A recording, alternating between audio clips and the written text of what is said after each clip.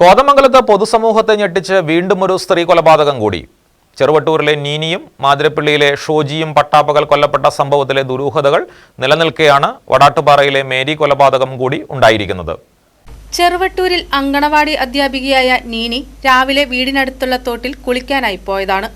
ആളെ കാണാതെ നടത്തിയ അന്വേഷണത്തിൽ വൈകുന്നേരം തോട്ടിൽ മരിച്ച നിലയിൽ നീനിയെ കണ്ടെത്തി.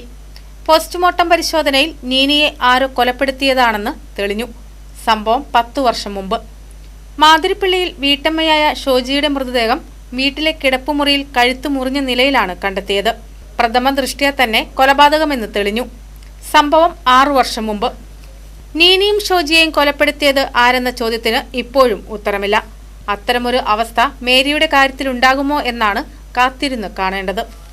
കോതമംഗലം പ്രദേശത്ത് വർഷങ്ങൾക്ക് മുമ്പ് നടന്നിട്ടുള്ള ഷോജി വധക്കേസും അതുപോലെ നീനി വധക്കേസും പോലെ ഈ കൊലപാതകവും ആകാതെ കുറ്റക്കാരെ നിയമത്തിൻ്റെ മുമ്പിൽ പോലീസ് കൊണ്ടുവരേണ്ടതാണ്.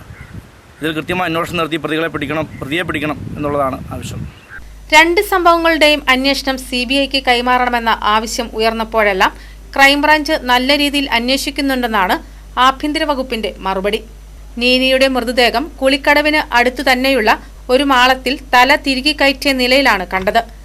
മാനഭംഗ ശ്രമമോ മോഷണശ്രമമോ ഉണ്ടായെന്നാണ് സംശയിക്കുന്നത്. നാട്ടിലെ ഒട്ടേറെ പേരെ ചോദ്യം ചെയ്തു. ചിലരെ നുണപരിശോധനയ്ക്ക് വിധേയമാക്കി. ഒരു പ്രയോജനവും ഉണ്ടായില്ല. ഷോജി വീടിനുള്ളിൽ കൊല്ലപ്പെട്ടത് രാവിലെ 10:30-യോടെയാണ്. വീടിനുള്ളിൽ കടന്ന ആരോ മൂർച്ചയേറിയ ആയുധം ഉപയോഗിച്ച് കഴുത്ത് മുറിക്കുകയായിരുന്നു.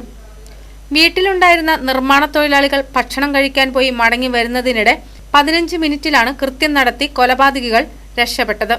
ഈ സംഭവത്തിലും അന്വേഷണത്തിന്റെ പല മാർഗങ്ങൾ പോലീസ് സ്വീകരിച്ചു. ഒരു സൂചന പോലും ലഭിക്കാതെ ഇപ്പോഴും അന്വേഷണം തുടരുന്നു.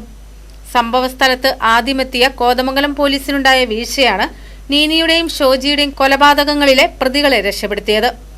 സംഭവസ്ഥലത്ത് നിന്ന് ശേഖരിക്കാമായിരുന്ന തെളിവുകൾ പോലീസ് കണക്കിലെടുത്തില്ല. വിരലടയാള വിദഗ്ധരുടെയും ഡോഗ് സ്ക്വാഡിന്റെയും എല്ലാം സേവനം തേടാൻ വൈകി.